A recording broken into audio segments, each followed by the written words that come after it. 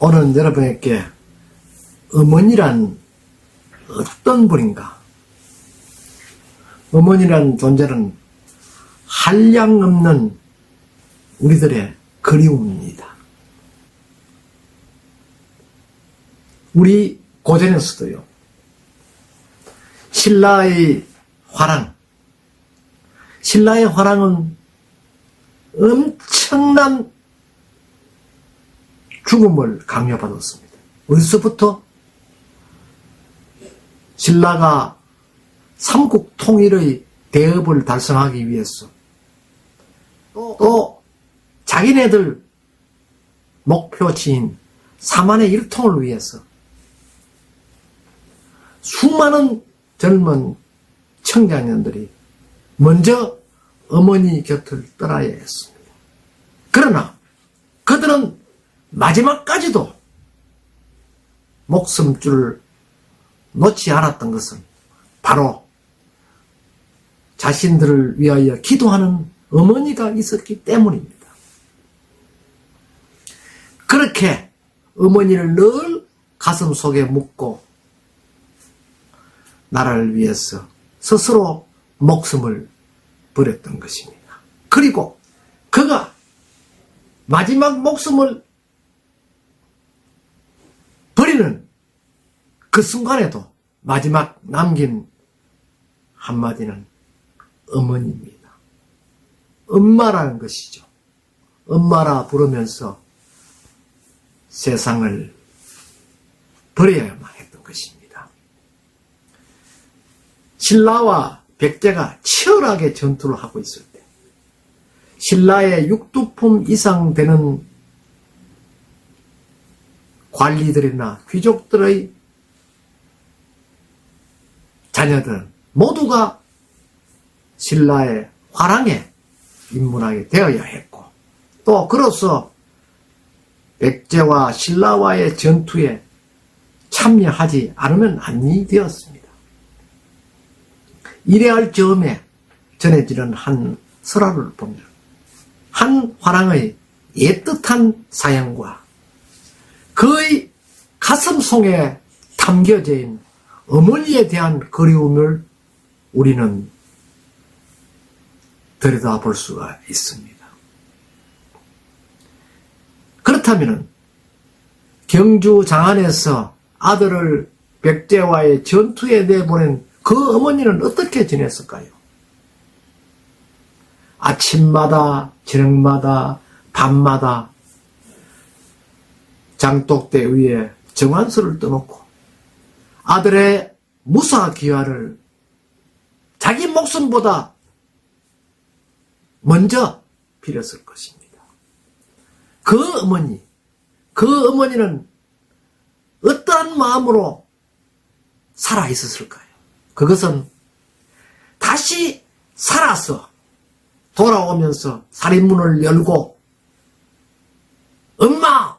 하고 뛰쳐드는 아들의 얼굴을 그려볼 수 있었기 때문입니다. 여기에 등장하는 한 설화는요, 신라의 한 화랑이 어느 날 깊은 밤에 어머니를 찾아왔습니다. 어머니는 그때까지도 방 안에서 아들이 출정한 백제 쪽을 향해서 잠을 이루지 못하고 기도를 하고 있었습니다. 그럴 때 바깥에서 이상하게 인기척이 있었다는 것이죠. 처음에는 이 어머니가 바람이 불어서 일어나, 아니면 누가 왔나, 이렇게 생각하면서 몇 번이나 문을 삐죽이 열어보았습니다. 그러나 아무도 보이지 않았다는 것이죠. 한순간 두 순간 이상하게 인기척이 있는데 드디어 어머니는 와락 문을 열고 바깥으로 나가 보았습니다. 마당에는 어머니의 걱정과는 달리 휘영청 보름달이 그 조그마한 오두막살이를 거울처럼 비추어 주었던 그러한 시기였습니다. 어머니는 이래저래 구석구석을 살피는데 마침 살인문 쪽으로 보니까 웬 사내아이가 서 있는 모습을 보았죠. 그래서 왈칵 뛰어가서 살인문을 여니까 그렇게도 그리워하던 자기 아들이었습니다. 어머니는 아들을 와락 끌어안았지만 잠시 후에 그 만남의 기쁨도 뒤로 가고 아들을 밀쳤습니다. 그리고는 가장 엄한 모습으로 가장 무서운 말투로 어떻게 너는 전장터에 있어야 할 사람이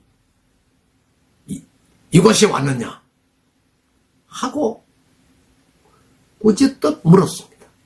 그러자 그 아들은 살인문 앞으로 들어와서 마당에 꿇어 앉아서 어머니, 저는 어머니가 보고 싶어서 왔습니다. 사내 자식이 이게 무슨 소리냐? 나라를 위하여 큰 뜻을 품고 나갔으면 오로지 나라를 구하는데 매질해야 될 터인데 사사롭게 어머니를 보고 싶어 왔다. 너도 그래도 사내야 있냐?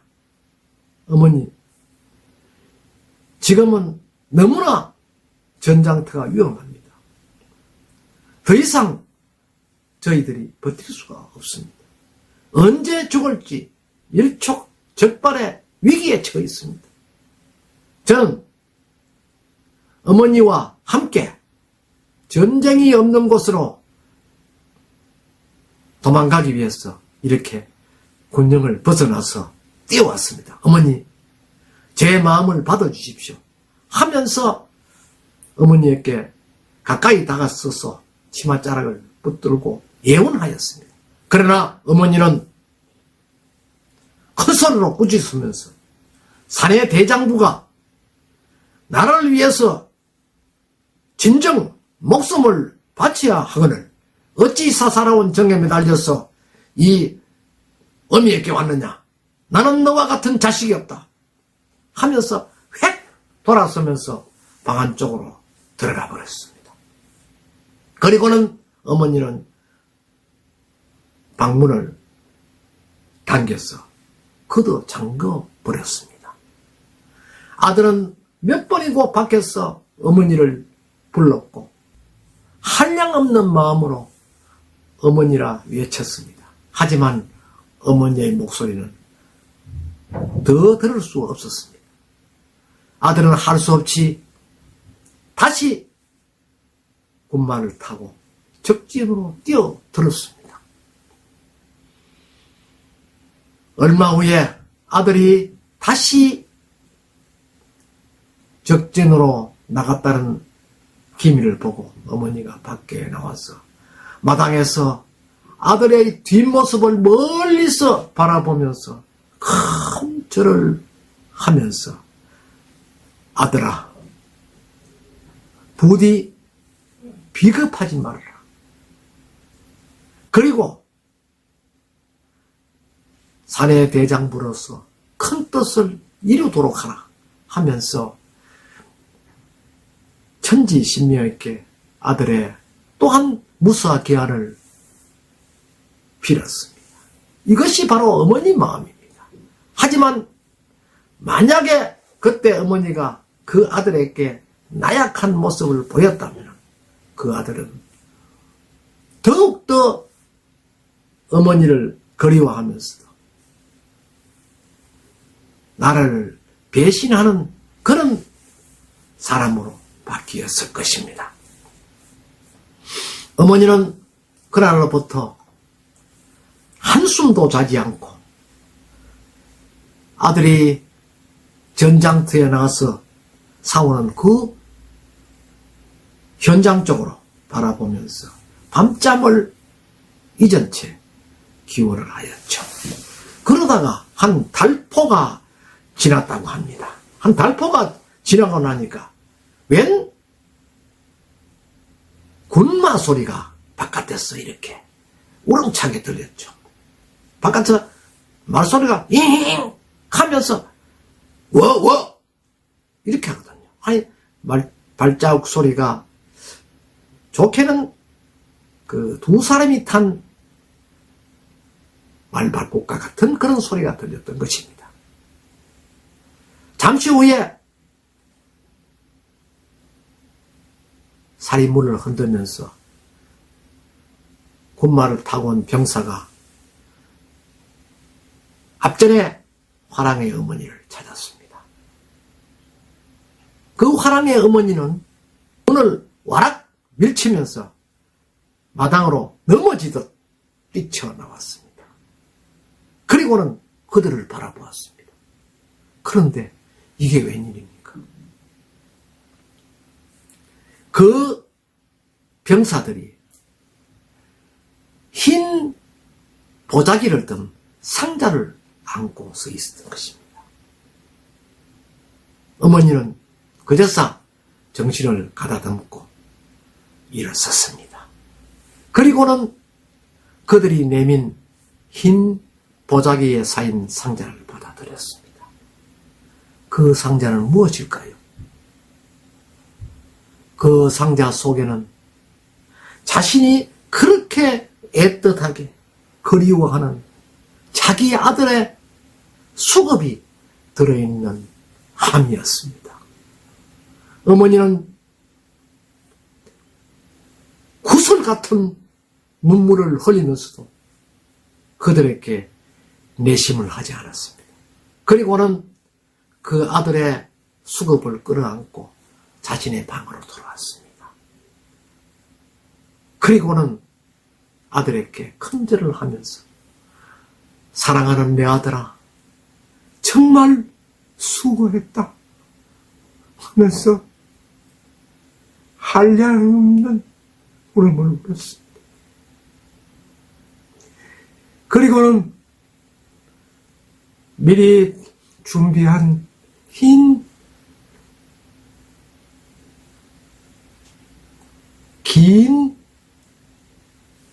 보자기를 끄집어내어서 아들의 수갑이 담긴 그 유골함을 업었습니다. 그리고는 다시 돌려서 자신의 가슴팍을 열고 저들 갖다 대었습니다. 아들아, 제발 많이 먹으라 하면서 아들을 포근히 감싸면서 한량없는 눈물을 흘렸습니다. 얼마 후에 어머니는 아들을 다시 고쳐업고 별보에 흰 철을 매달아 놓고 자기의 목을 걸었습니다. 그리고는 그 아들을 안고 세상을 떠났습니다. 이것이 바로 신라 화랑의 어머니요, 신라가 삼국 통일을 할 수 있었던 바로 단초가 되었던 것입니다. 어머니. 왜 어머니라는 말을 하면은 우리 모두는 눈물만 날까요? 내 어머니, 저도 어머니. 아무리 불러봐도 어머니는 한량없는 우리들의 그리움입니다. 칠곡의 다부리 6.25 전장 기념관, 그 기념관 아래 이우건이라는 학도병의 시가 시비로 새겨져 있습니다. 이것은요, 시비가 아니고 그가 어머니에게 보내고자 하였던 바로 편지였습니다.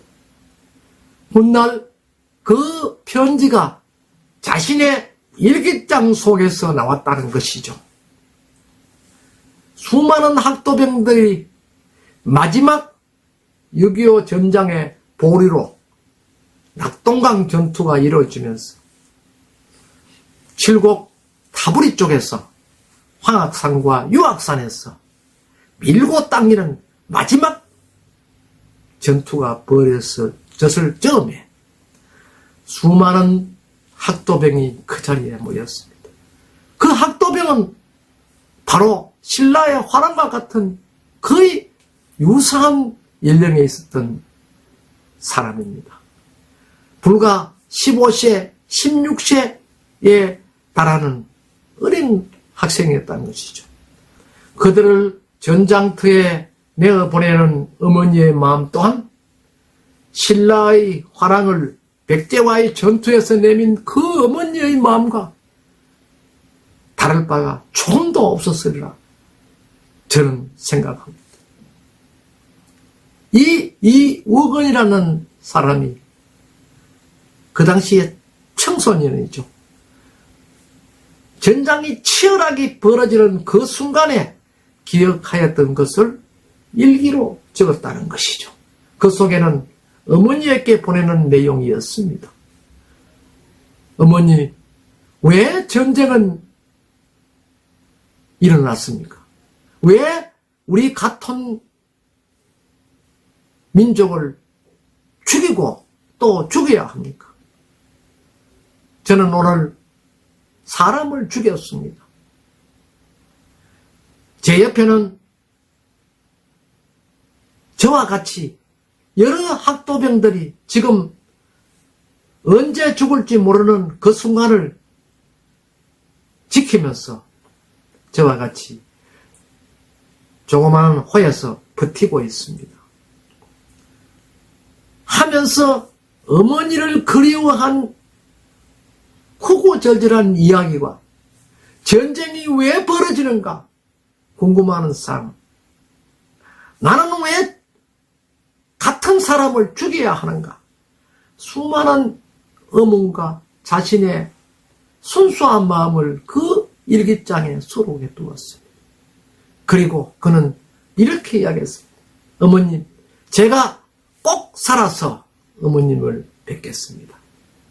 어머님이 해주시는 우리 집에 상추쌈을 먹고 싶습니다.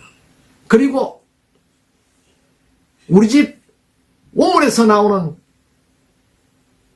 찬물을 벌컥벌컥 한없이 마시고 싶습니다. 어머니, 그때까지 꼭 저는 살아서 어머니한테 가겠습니다. 그리고 오늘 제가 속옷을 빨아 입었습니다. 그런데 어떻게 그 속옷이 평소에 같으면 어머니는 깨끗하게 해주시는데 깨끗하지 못하게 빨려 있었습니다. 그러나 저는 그 옷을 입으면서 마치 내가 수의를 입은 듯한 그런 느낌을 받았습니다. 어머니, 왜 그런 생각을 제가 하였을까요? 어머니, 저는 꼭 살아서 가겠습니다. 그리고 어머니, 안녕히 계십시오. 아닙니다. 제가 꼭 살아서 어머니를 찾아뵙겠습니다. 하였습니다. 이러한 일기를 남긴 이욱은 학도병은 그 전장에서 포항으로 다시 전보되어서 포항 전투에서 그 일기장 속에 담겨져 있는 편지를 어머니에게 붙이지 못하고 어머니에게 그 편지를 붙이겠다는 약속을 지키지 못하고 그만 전사하고 말았습니다. 그 이육은 학도병의 어머니를 그리워하는 한량없는 그리움과 한이 고스란히 지금 전적기념관인 다부리 그 광장에 조그마한 돌멩이에서 이우건 학도병의 일기라 하면서 앞에 말씀드린 바와 같이 쓰여져 있습니다. 우리는 그 앞에서 누구든 가슴이 메이지 않을 사람이 없습니다. 그리고 그 위쪽 전적기념관에 보면 제일 앞쪽에는 병사들이 이렇게 뛰쳐나오고 적진을 향해 돌격하고 있는 그런 모습을 연출해 놓고 그 다음 쪽에는 흰 화강암으로 어머니가 하늘을 바라보면서 월계수를 바치는 그런 모양의 형상을 만들어 놓았습니다. 아마도 그 형상을 기획한 사람도 어머니에 대한 한량없는 그리움, 그리고 이우건 학도병의 애틋한 마음을 그 속에, 그 상 속에 담아두지는 않았나 하는 것이죠. 어머니는 우리에게, 또 우리 모두에게 그리움입니다. 이런 그리움은요, 우리는 죽을 때까지 잊혀지지 않는 것입니다. 날마다 정한수를 뜯어놓고 아들의 안위를 비는 어머니, 아들을 과거장에 내보놓고도 밤낮을 자지 않고 아들보다 더 큰 한량없는 자신과의 싸움에서 자신의 아들을 위해서 이겨내는 그 어머니. 우리는 그를 감히 어머니라 부르고 있습니다.